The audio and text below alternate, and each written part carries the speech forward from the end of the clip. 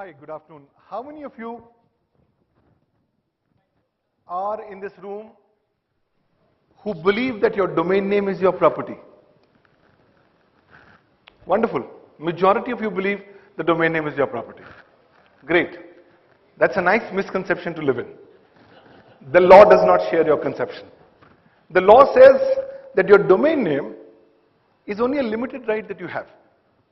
Have you ever realized the registry, the registrar don't never sell you the domain name. They sell you the right to use the domain name for a particular period of time. 1 year, 2 years, 10 years. So yes, you can monetize it, you can try to sell it, you can try to get money out of it. But if you want to actually say this is my property, then I think the law is slightly very unclear. I'll take you back to the years, well, let's take you back to the MTV.com days, which was the pre-1995 era, where just a video jockey registered the domain name MTV.com, put up some website with MTV's programs, and then MTV woke up and they wanted the domain name back. Of course, they didn't have any legal mechanisms, and so they actually had to pay a huge amount of money. Well, over a period of time, this so-called cyber squatting emerged. Now for the domain community, this is like a very averse kind of an exercise. I was talking to somebody, one of my friends during lunchtime, and he said, look, in India we have a problem. In India, when you register domain names, you are being looked up as a cyber hoarder. You are being looked up as somebody who's doing something wrong. I believe that perception is perfectly illogical and illegal. When you collect your domain name, when you buy it, when you sit on it, whether you do any activity, the fact is you're doing nothing illegal about it. The only thing that you need to understand is your activity in compliance with the law or not? I'll tell you something of a case that had got nothing to do with you as a community, but that's changed the landscape. Today's 2014, I take you to 2004, 10 years back. It's a small story. A story which has a huge learning. In Delhi, there's a very prominent school. That school is known as Delhi Public School, R.K. Puram. The school is known for its academic brilliance. But its students also do large number of extracurricular activities. So one class 11th boy was being given oral sex by class 11 girl. No problem. The boy recorded that on his mobile phone and created an MMS. 2 minutes, 37 seconds of MMS, which is today known as the DPS MMS. You go to Google, you can have a look at today. Now that time, MMS enabled phones were just about beginning to come in. And then everybody who had an MMS enabled phone was able to share it, forward it, enjoy it, so much so it was available on the LAN of IIT Kharagpur. And one guy decided to monetize it. And he just put up a post on a website called Bazi.com, which now is eBay.in. The post said, guys, if you do not have the famous DPS MMS, I can give it to you for 100 rupees a download. That's not all that he said. That was put up on Bazi.com on a Saturday evening. By the time Monday, Bazi came to know about it and pulled that down, history had been created.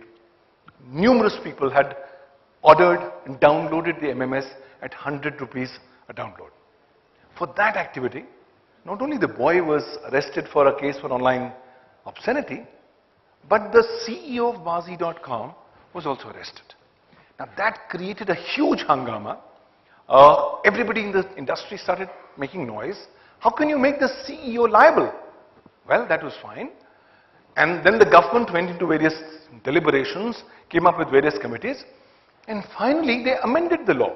So while you were all busy in your domain activities, in 2008, after the 26/11 Mumbai attacks, the government amended the law and then came up with a magical concept. Well, the government called it magical. I think it's one of the most comprehensive concepts that's come up, and I think that's one concept that you need to know. They came up with a concept known as an intermediary. An intermediary? The first question that's going into your mind is, How are we as domainers got to do with intermediaries? We are not intermediaries. Okay? Anyone in the audience? What's an intermediary? Anyone? Yeah? Middleman? Yes, somebody in the middle. Now when you are dealing with a domain name, are you a middleman? Yes? No? Maybe? I do not know. Well, that's the 4 options that I should expect. I will now tell you what the law has done. The law has come up with a huge definition, and the definition says, this is section 21W of the Indian Information Technology Act. Intermediary with respect to any particular electronic record means any person who, on behalf of another person, receives, stores, or transmits any particular electronic record, or provides any service with respect to that record, and includes telecom service providers, internet service providers, network service providers, online auction portals, online payment sites, cyber cafes, online search engines, marketplaces. So it's a huge gamut. Now I want to ask you, when you deal with domains, are you providing a service on the network? There are 2 ways to deal with domains. You can register a domain and forget about it and wait on to get the right buyer. The second way is to put up a website on top of it. And that's increasingly something that a lot of domainiers are now today doing. Why? Because all kinds of legal claims are coming up. Somebody has eyed your domain name. They don't want to pay you your money, but yet they want to get this domain name back from you. And how best to get it? Except to go under the legal process. How do you do that? If it's a .com or a generic top-level domain, there's a policy known as the Uniform Domain Name Dispute Resolution Policy of the Internet Corporation for Assigned Names and Numbers. It became effective in December 1999. Very effective. Thousands of domain names register, which have been transferred, and very, very, very simple. If you are in India, if you're registering a .in domain name, you have something known as the .in Dispute Resolution Policy, or the .INDRP, which is substantially based on the UDRP. Broadly speaking, what do these policies say? They say you'll have to prove 3 things. You'll have to say that the domain name is identical or confusingly similar to a name in which the complainant has rights. Number 2, you will have to show that the person who's registered or the respondent does not have any legitimate rights in the domain name. And the third thing, that the domain name has been registered and is being used in bad faith. If these 3 conditions are fulfilled all together, you can get the said domain name back. So a lot of domain names are being actually taken away. When you look at the statistics, it's more than 80%. 80% of the times, the complainants get these domain names back. So when you are in the domain sector, you realize, gosh, it's we who are going to do all the effort. We are going to do all the creativity. We will look for the right domain name. We will register it. And somebody else comes through the legal route and gets the domain name out. Isn't that tragic? Well, that's there, but then, good, bad, or worse, that's the law of the land. More significantly, coming back to intermediaries, when you are registering a domain name, you become an intermediary under the law, because you get covered under the parameters of section 21W. When you put up a website on the domain name, you become a network service provider, and you also become an intermediary. Okay, you will say, okay, let's take it for granted, I'm an intermediary. The next question that's coming in your mind is, so what? What happens? Well, nothing except 2 things. Number 1, the law says you will have to exercise due diligence while you discharge your obligations under the law.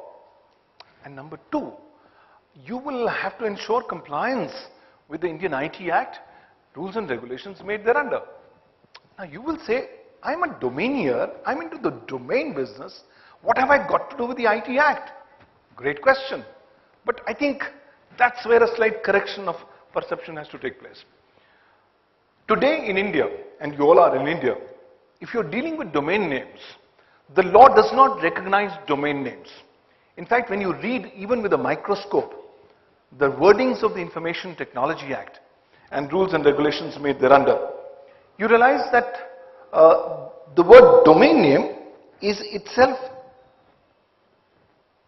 not found anywhere in the law. Okay, so what does the law look at domain names for? Well, the law says that according to me, domain name is nothing but data and information in the electronic form, which is actually factually accurate. My domain name is nothing but data and information in the electronic form. Okay, the law also recognizes that the so-called data and information in the electronic form has to work on computers, computer systems, computer networks, computer resources, communication devices. Okay? Yes, my domain name has to be opening up on computers, laptops, mobiles. Well, the moment that happens, the law says, ladies and gentlemen, welcome to the club. You are covered under the law. Okay? What does that mean? That means as domain owners, you will have to ensure compliance with the law.